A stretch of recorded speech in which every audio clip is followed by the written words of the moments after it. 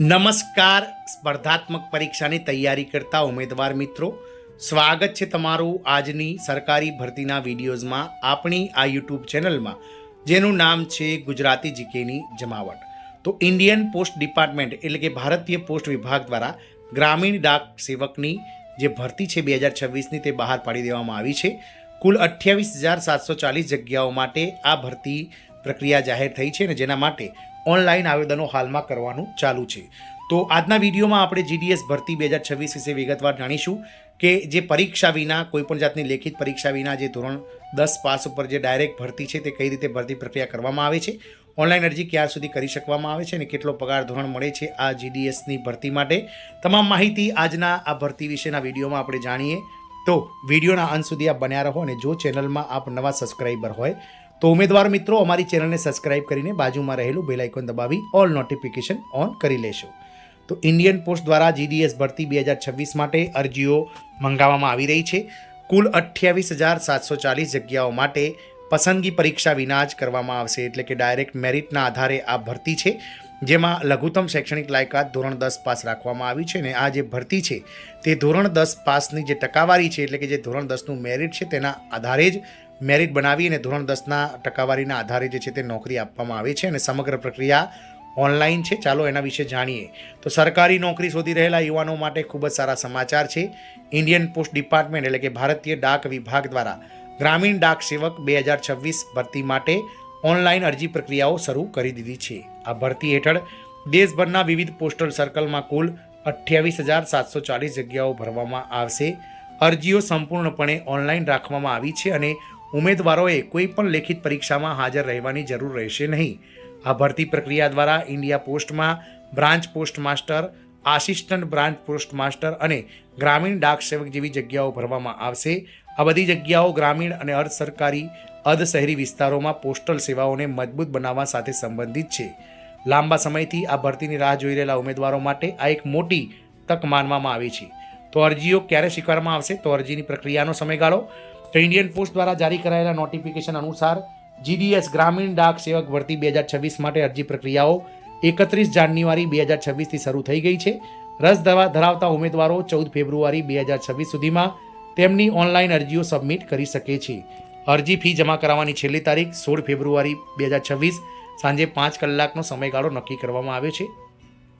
વાત કરીશું જીડીએસની જે ભરતીની જે ઓનલાઈન અરજી કરો છો તેમાં સુધારાની તક. જો તમે અરજી કરતી વખતે કોઈ ભૂલ કરો છો તો ગભરાવાની જરૂર નથી. ઇન્ડિયા પોસ્ટ એક સમર્પિત અરજી સુધારણા વિન્ડો સ્થાપિત કરી રહી છે. આ સુધારણા વિન્ડો 18 અને 19 ફેબ્રુઆરી 2026ના રોજ ખુલશે. આ સમય દરમિયાન ઉમેદવારો પોતાના ફોર્મમાં જરૂરી ફેરફારો કરી શકશે. તો મેરિટ લિસ્ટ ક્યારે બહાર પાડવામાં આવશે? તો આ ભરતી પ્રક્રિયા માટે પ્રથમ મેરિટ લિસ્ટ યાદી 28 ફેબ્રુઆરી 2026ના રોજ જાહેર થવાની શક્યતા છે.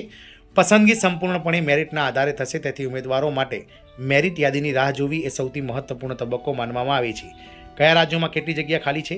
તો ઇન્ડિયન પોસ્ટ જીડીએસ ભરતી એટલે કે ભારતીય ડાક પોસ્ટ વિભાગમાં જીડીએસની સૌથી વધુ જગ્યાઓ મહારાષ્ટ્ર, ઉત્તર પ્રદેશ અને પશ્ચિમ બંગાળમાં છે. મહારાષ્ટ્રમાં 3553 જગ્યાઓ, ઉત્તર પ્રદેશમાં 3169 જગ્યાઓ અને પશ્ચિમ બંગાળમાં 2982 જગ્યાઓ છે. મધ્યપ્રદેશ, તમિલનાડુ, ગુજરાત અને કેરળ જેવા રાજ્યોમાં પણ હજારો ખાલી જગ્યાઓની જાહેરાત કરવામાં આવી છે. દિલ્હીમાં 42 જગ્યાઓ છે.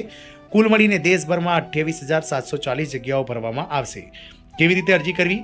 તો અરજી કરવા માટે ઉમેદવારોએ સત્તાવાર વેબસાઇટ ઇન્ડિયા પોસ્ટ જીડીએસ online.gov.inની મુલાકાત લેવી આવશ્યક છે. તેમણે જીડીએસ ઓનલાઈન એન્ગેજમેન્ટ પોર્ટલ દ્વારા નોંધણી કરાવવી આવશ્યક છે. ઉમેદવારોએ પહેલાં તેમની વ્યક્તિગત અને શૈક્ષણિક માહિતી ભરવી આવશ્યક છે. ત્યારબાદ તેમણે અરજી ફી ઓનલાઈન ચૂકવવી પડશે, જરૂરી દસ્તાવેજો અપલોડ કરવા પડશે અને અંતે ફોર્મ સબમિટ કરવી અને તમારી પાસે સાચવી રાખવું પડશે. વેબસાઇટ્સ ધીમી હોવાની શક્યતા. ઇન્ડિયન પોસ્ટ દ્વારા ઉમેદવારોને પહેલેથી ચેતવણી આપવામાં આવી છે કે આપ અંતિમ તારીખ એટલે કે 14 ફેબ્રુઆરી સુધીની રાહ જોશો નહીં. પાત્રતાની માપદંડ શું છે? તો જીડીએસ ભરતી માટે ઉમેદવારોની ઉંમર 18 વર્ષથી 40 વર્ષની વચ્ચે હોવી જોઈએ. શૈક્ષણિક લાયકાતમાં માન્ય બોર્ડમાંથી 10મા ધોરણની ડિગ્રીનો સમાવેશ થાય છે. 10મા ધોરણમાં ગણિત, અંગ્રેજી અને સ્થાનિક ભાષાનો અભ્યાસ ફરજિયાત છે. મૂળભૂત કોમ્પ્યુટર જ્ઞાન, સાયકલ ચલાવવાની ક્ષમતા અને આજીવિકાના પૂરતા સાધનો પણ જરૂરી છે. પસંદગી પ્રક્રિયા. આ ભરતી માટે કોઈ લેખિત પરીક્ષા નથી. પસંદગી ફક્ત 10મા ધોરણમાં ગુણના આધારે મેરિટ લિસ્ટ દ્વારા કરવામાં આવે છે. આનો અર્થ એ છે કે 10મા ધોરણમાં કુલ ગુણ ધરાવતા ઉમેદવારોને પસંદગીની શક્યતા વધુ રહેશે. આ જ કારણ છે કે આ ભરતી પ્રક્રિયા ખાસ કરીને 10મા ધોરણ પાસ ઉમેદવારો માટે લોકપ્રિય છે. અરજી ફી કેટલી છે?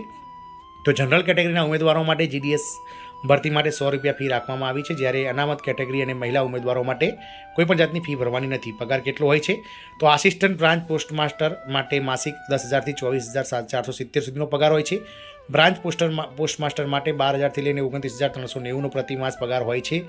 અને ઇન્ડિયન પોસ્ટ પરીક્ષા વિના સીધી નોકરી મેળવવાની આ ભરતી છે.